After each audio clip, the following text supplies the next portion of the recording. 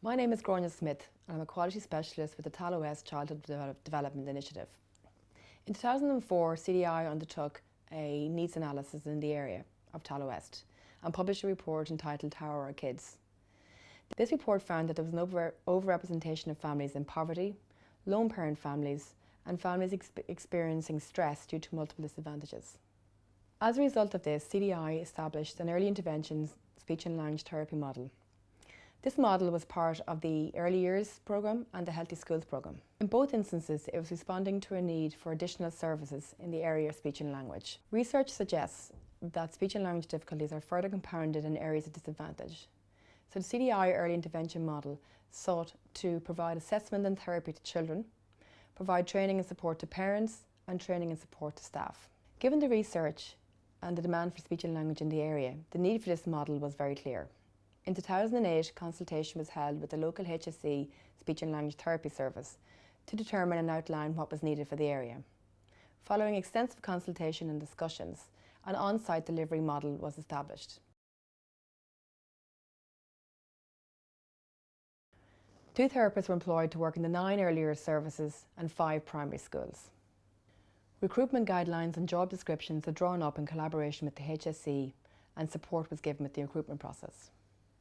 As CDI's ethos is to commission service delivery, the employment of these 2 therapists was through a local community-based organisation. A tendering process was initiated and the successful community organisation selected. It was clear from the outset that this nature of service delivery required clear protocols, policies and procedures. The senior speech and language therapist, in collaboration with the HSE, developed policies and guidelines for schools and early years services.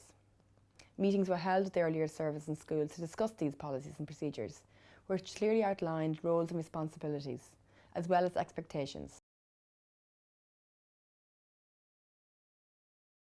All training was delivered by the speech and language therapists to both parents and staff.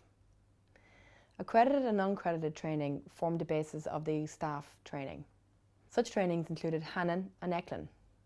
Staff were supported to attend these trainings and were given on-site support by the therapists in order to implement the learning from the training. Parents received a mix of one-to-one support from the therapists as well as group sessions. These group sessions were in the form of coffee mornings, and these are a really good way for parents to get to meet the therapist and the therapist to get to meet the parents. It also provided a peer support network for parents of children who've got speech and language difficulties. Training was delivered by therapists to the staff in the early years services in primary schools and was a mix of accredited and non-accredited training. Some forms of the accredited training were Eklund and Hannon. Non-accredited training formed the basis of understanding speech and language milestones, as well as supporting children who have English as a second language. Typically, these training sessions were offered at the beginning of the academic year, and then as needs arose throughout the year. A memorandum of understanding was established between the funder, so CDI, the employer, the HSE, and the CDI-funded speech and language therapists. This clearly outlined roles, responsibilities and expectations. The HSE Principal Speech and Language Therapist provided clinical supervision and support to the senior CDI Speech and Language Therapists. This ensured effective service delivery and avoided duplication of services. Tripartite meetings are held between HSE, CDI and the employer to maximise service delivery and identify needs.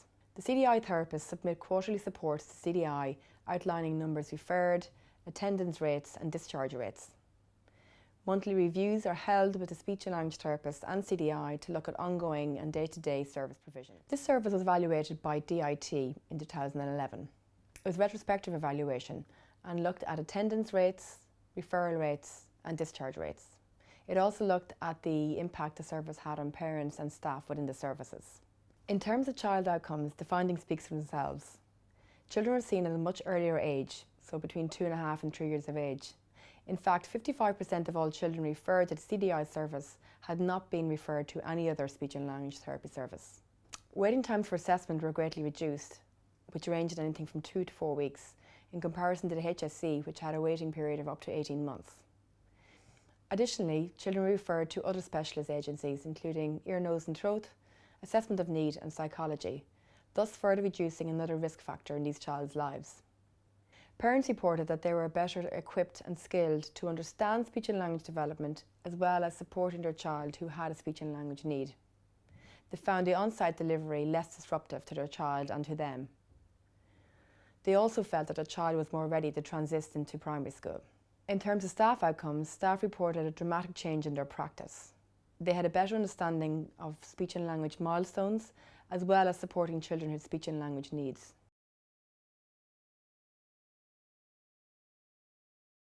Given the positive findings from this model of service delivery, it continues in Tara West.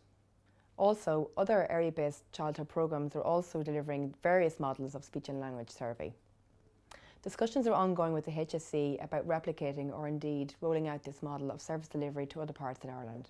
Delivering an on-site model of speech and language therapy can have great impacts for children, parents and staff. However, it is important to have a close working relationship with the local HSE speech and language therapy service to avoid duplication and to ensure effective service delivery. Setting up clear lines of communication and support structures is important to ensure the success of this model of speech and language delivery. Being able to remove one risk factor from children in high areas of need is worth considering. Equipping children, parents and staff with the skills to support something we all take for granted, the ability to communicate and the ability to be heard, is certainly worth considering.